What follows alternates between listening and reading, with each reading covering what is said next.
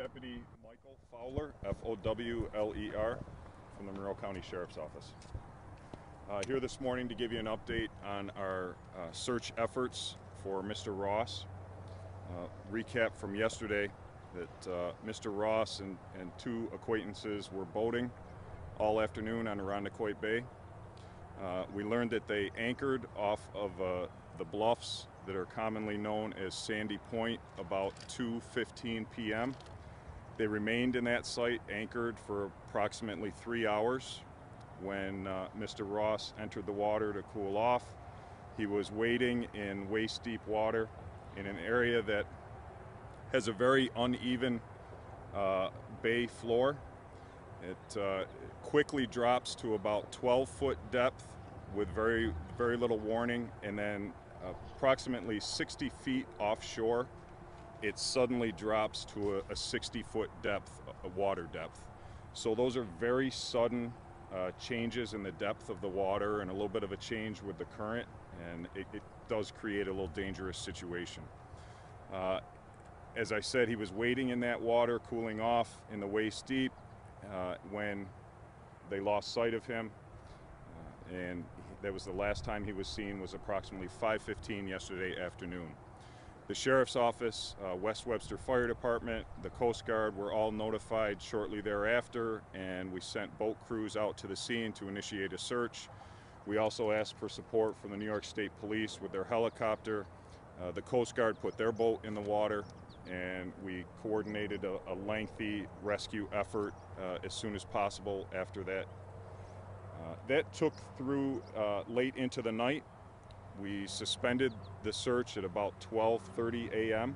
and as you remember, there were quite a bit of thunderstorms during that time, some heavy rain and thunderstorms, so we decided to suspend the search and resume this morning at 8:30, which we did.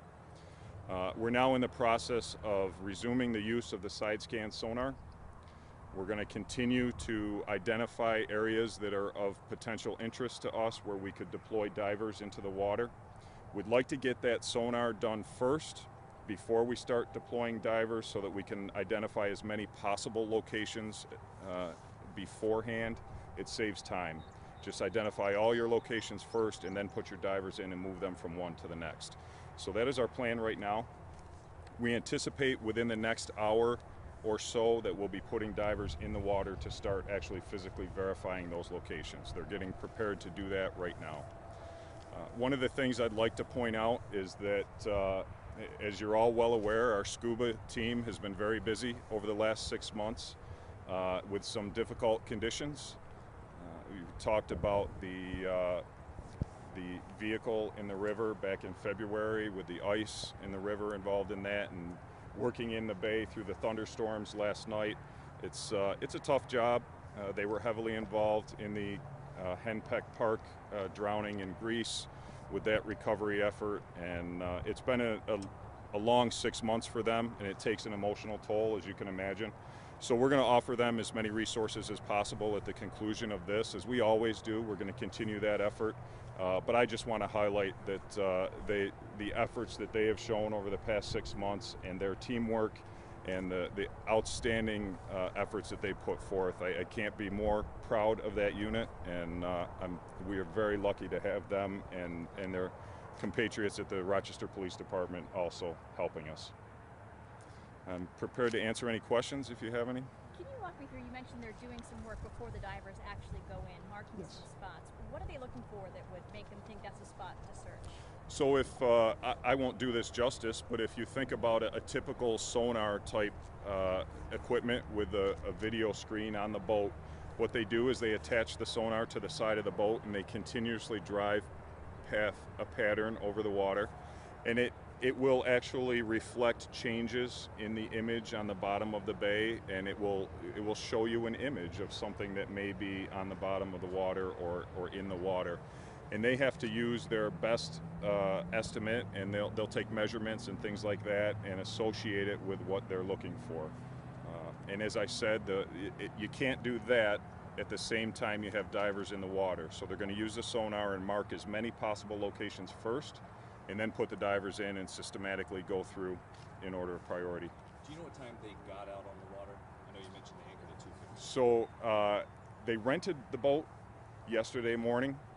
They were driving around on the bay from approximately 11:30 until about 2:15 when they anchored off Sandy Point.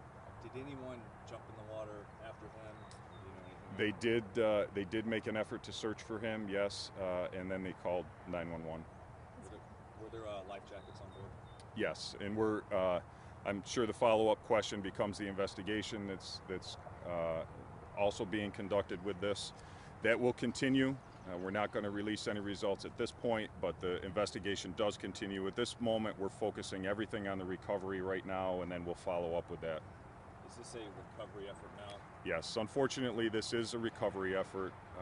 As you're well aware, a rescue effort needs to be done within the first few minutes, and we are well past the 12-hour mark. So we are treating this as a recovery effort.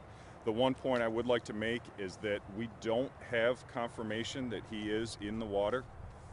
That is yet to be determined. So we're exhausting all efforts and the best investigative leads that we have at this point. How far from the shore is that sandbar you're taking? So the sandbar itself is actually the shoreline underwater. You walk out from the bluffs.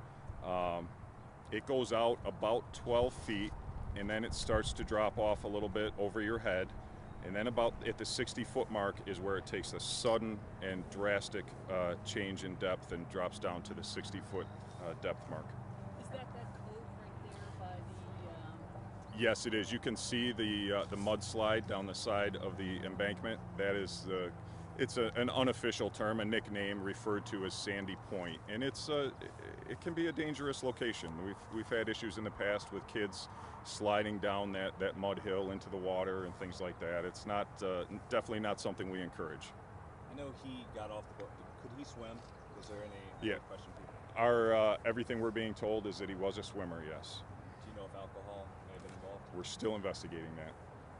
The divers, do they go down one at a time? Do they work in pairs? The divers will work in pairs. We will always send our divers in pairs, and then we have a backup team ready to go in case of emergency. So that's 4 divers at all times. And then, of course, we have divers on the boat that are tending lines and managing their communications and helping them with equipment.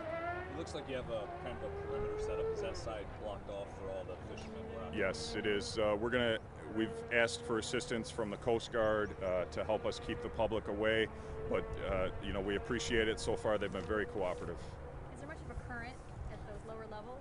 So there is a current. It's not considerable, though. It's not something that we're very concerned about. As this progresses, if for some reason it takes quite a bit more time to locate him, then we will start to become concerned with that.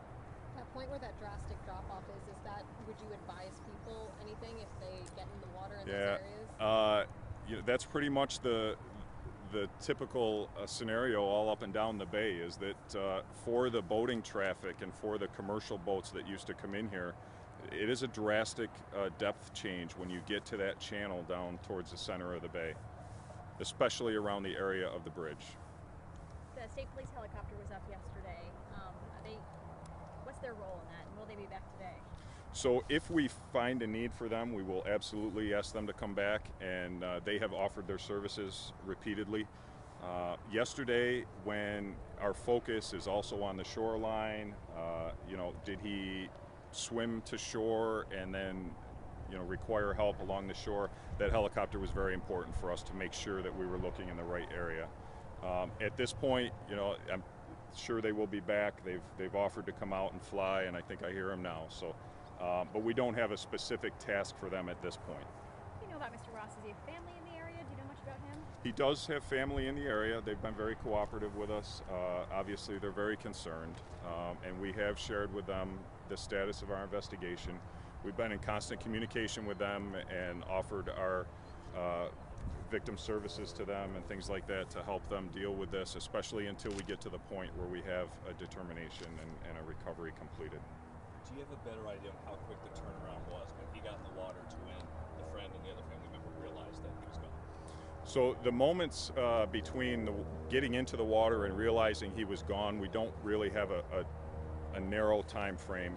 Of course, they weren't looking at their watches. They weren't keeping track of the time at that point. So We do know that it was approximately 5:15 that they last saw him in the water with no issues, and then we received the call at 5:45. So somewhere between that 30-minute period, those events took place. Do you know what the visibility is down there? The visibility is very, very short.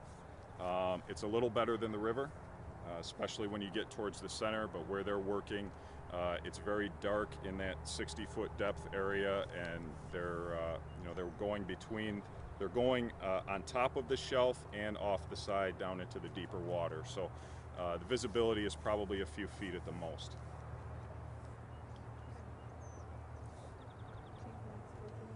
Yep. We are going to have to expand this area a little bit, and we're also going to bring the family down.